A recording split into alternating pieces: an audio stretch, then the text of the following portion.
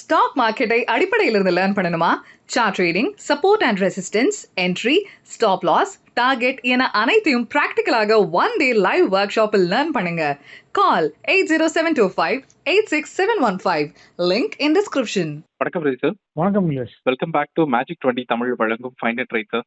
So இன்னைக்கு வந்து market பார்த்தீங்கன்னா சென்சஸ் வந்து 388 வந்து டவுன் ஆயிருக்கு. ஸோ ஆஃப்டர் தட் வந்து நிஃப்டி வந்து பார்த்தீங்கன்னா 112 வந்து டவுன் ஆயிருக்கு சார். ஆமாம். ஸோ நம்ம நேற்று வந்து பார்த்தீங்கன்னா நம்ம மில்கி மிஸ்டோட ஒரு இதை பற்றி லாஸ்ட்டாக நம்ம பேசியிருந்தோம். ஸோ இன்னைக்கு மார்னிங் பார்த்தீங்கன்னா எல்லா நியூஸ் பேப்பர்ஸ்லையும் வந்து அதுதான் ஒரு மேஜர் பாயிண்ட் ஆயிருக்கு. ஸோ அதை பற்றி உங்களோட ஒப்பீனியன் என்ன சார்? ஓகே, ஸோ இன்னைக்கு வந்து இரண்டு இண்டிசஸுமே, அது நிஃப்டியாக இருக்கட்டும் சென்செக்ஸாக இருக்கட்டும், காலைல ஆரம்பிச்சதுலேருந்து ஒரு சரிவோட தான் இருந்திருக்கு. சரிவுனா பெரிய பெரிய சரிவு அப்படின்றதே கிடையாது. நிஃப்டி முக்கியமாக நிஃப்டி பார்க்க போனால் 24,429,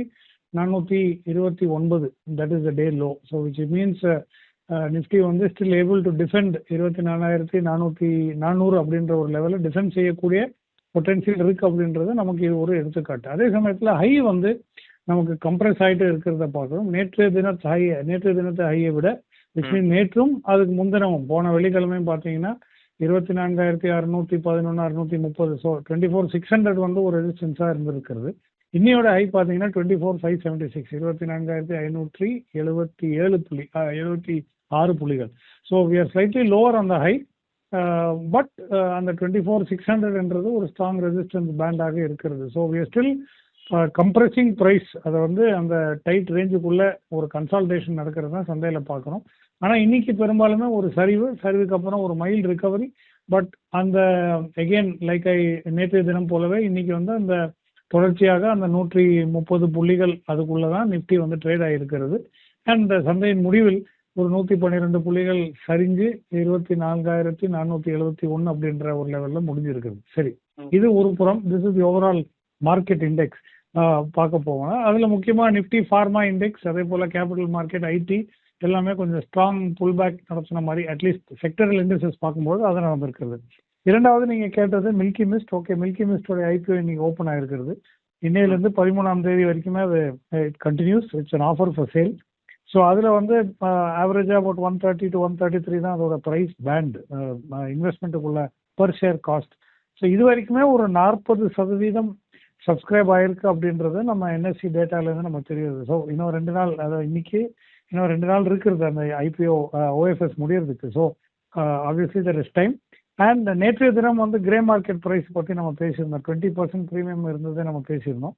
இப்போ வந்து அது குறைந்து ஆவரேஜாக ஒரு 15% கிரே மார்க்கெட் ப்ரீமியமோட இருக்கிறது. So for still holding on. So இன்னும் கொஞ்சம் டிமாண்ட் இருக்கக்கூடும் அப்படின்றது அந்த நேற்று பேசின அதே ட்ரெண்ட் வந்து இன்னைக்கும் தொடருகிறது. And 40% on day one is fair. பெரிய அளவில் ஓவர் சப்ஸ்கிரிப்ஷன் இன்னும் day still open. So I think end of the day வந்து ஒரு 80, அதாவது ஒரு 80% ஒன் டைம் வந்து சப்ஸ்கிரைப் ஆகிடும் இன்னைக்கே அப்படின்றது தான் என்னுடைய எதிர்பார்ப்பு இருக்கிறது. அட் 15% ஜிஎம்பி இருக்கும்போது. So I think so far fair progress on the milky mist அந்த ஐபிஓல. Okay Nilesh. Sure sir, sure. And after that பார்த்தீங்கன்னா விப்ரோ வந்து நிஃப்டி 50 வந்து ஆஃப்டர் 3 டெக்கேட்ஸ்க்கு அப்புறம் வந்து எக்ஸிட் ஆயிருக்காங்க. ஸோ அதை பற்றி உங்களோட ஒப்பீனியன் என்ன? ஓகே, இப்போ ஒரு ஸ்டாக்கை வந்து அந்த இண்டெக்ஸில் என்ட்ரி கிடைக்கிறதும் அந்த ஸ்டாக்கை வந்து அந்த இண்டெக்ஸை விட்டு வெளியேறதுமே இட்ஸ் நேச்சுரல் ப்ராசஸ். இது வந்து கான்ஸ்டண்ட்டாக அந்த இண்டெக்ஸ் ரன் பண்ணுறக்கூடிய எக்ஸ்சேஞ்ச் வந்து அது இட்ஸ் அ கான்ஸ்டன்ட் டிசிஷன். இதெல்லாம் நடந்துகிட்டே இருக்கும். இதோட அடிப்படை காரணம் வந்து விப்ரோ வந்து செயல்பாடு தெரியல அப்படின்றதெல்லாம் ஒன்றும் கிடையாது. This is fundamentally based only on one factor. இந்த ஃபேக்டர் வந்து average free float market capitalisation அப்படின்றது. இப்போ ஆவரேஜ் ஃப்ரீ ஃப்ளோட் மார்க்கெட் கேபிட்டலைசேஷன்றதுனா எத்தனை ஷேர் வந்து நான் ப்ரமோட்டர் ஹோல்டிங் இருக்கு, அந்த ஷேரோடைய multiplied by current market price. இதுதான் ஃப்ரீ ஃப்ளோட் மார்க்கெட் கேபிட்டலைசேஷன் அப்படின்றது, நான் ப்ரமோட்டர் ஹோல்டிங்.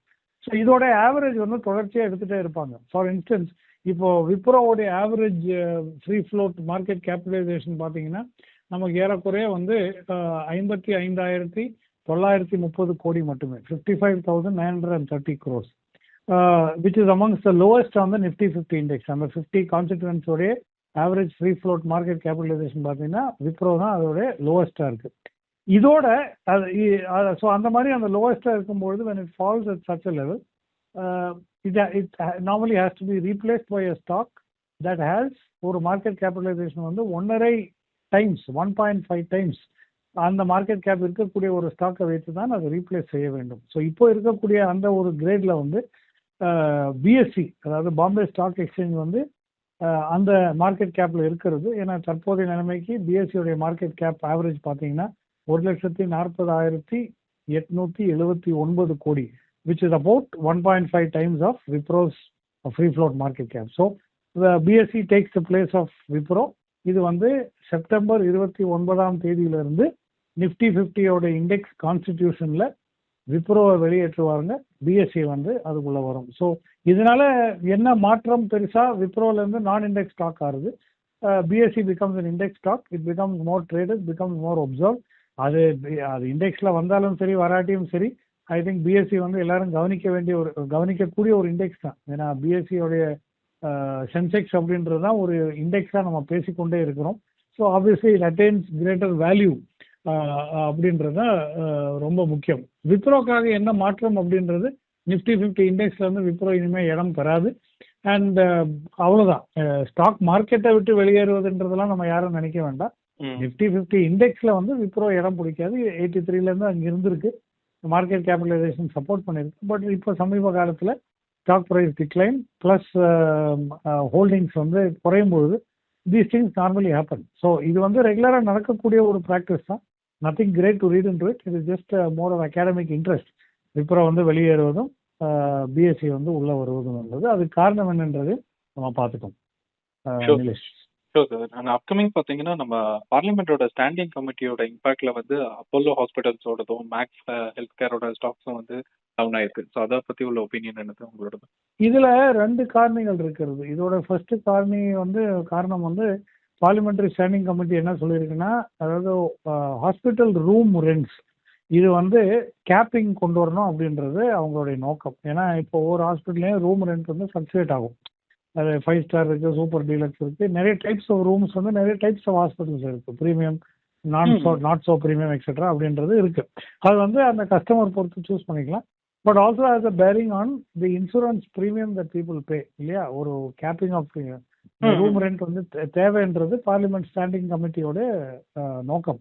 ஸோ அப்படி இருக்கும்போது அந்த ப்ரைஸ் கேப்பிங் வந்து 3 ஸ்டார் ஹோட்டல் ரேட்டோட ஆவரேஜ் ப்ரைஸிங் மீது இருக்கக்கூடாது. அதுக்கு மேலே வந்து அந்த ப்ரைஸ் இருக்கக்கூடாது என்பது. ஹாஸ்பிட்டல் ரூம் வந்து should be capped at 3 star hotel room rates. அதுதான் பார்லிமெண்டரி ஸ்டாண்டிங் கமிட்டியோட ரெக்கமெண்டேஷன்.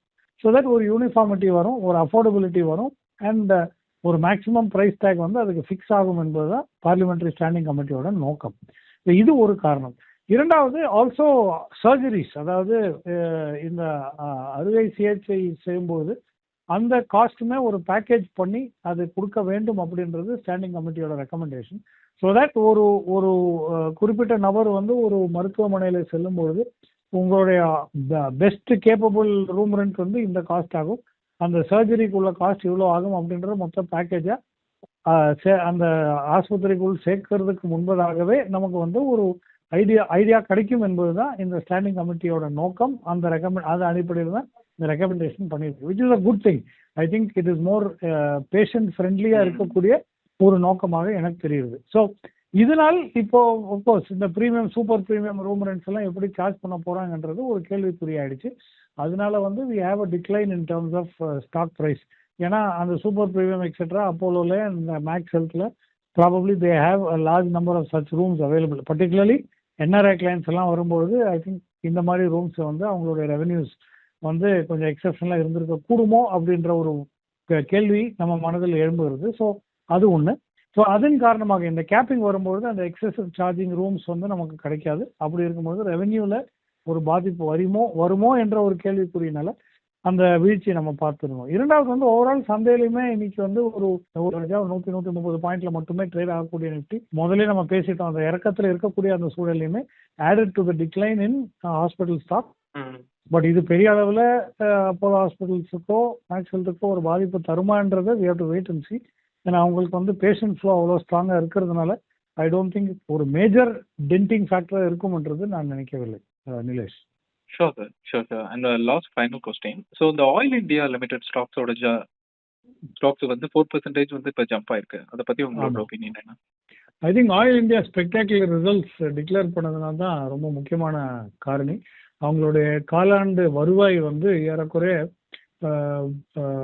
12,000, அதாவது 12,503 கோடியாகவும், நெட் ப்ராஃபிட் டோட்டல் நெட் லாபம் வந்து 72.9% சீக்வன்ஷியலாக ஒரு ஏற்றத்தை சந்தித்திருக்காது அப்படின்றது ரொம்ப முக்கியமான ஒரு காரணி, which I think is very good. அவங்களோட இபிஎஸ் பார்த்தீங்கன்னா ரஃப்லி 17.65. இது வந்து சந்தை எதிர்பார்த்த விட, அனலிஸ்ட் எதிர்பார்த்த விட ரொம்ப ஸ்ட்ராங்கான ஒரு இபிஎஸ் நம்பர் இந்த வருவாயினாலேயும் இந்த லாபத்தினாலேயும் கொடுத்துருக்கக்கூடிய ஒரு காரணினால ஐ திங்க் ஆயில் இந்தியா மீது முதலீட்டாளர்களுக்கு அந்த strong results, strong EPS, strong revenue, extraordinary net profit growth சீக்வன்ஷியலாக பார்க்கும்போது அதுதான் இந்த ஆயில் இந்தியா வந்து இன்றைக்கு நீங்கள் சந்தையில் பார்த்தீங்கன்னா ஐ திங்க் ஆல்மோஸ்ட் ஒரு 4% ஏற்றத்தை சந்தித்திருக்கக்கூடிய ஒரு பங்காக விளங்கி இருக்கிறது. Sure sir, thanks for your word. So நாளைக்கு இந்த மாதிரி ஒரு செஷன்ல நம்ம மீட் பண்ணுவோம். தேங்க்யூ. Thank you. பாய்.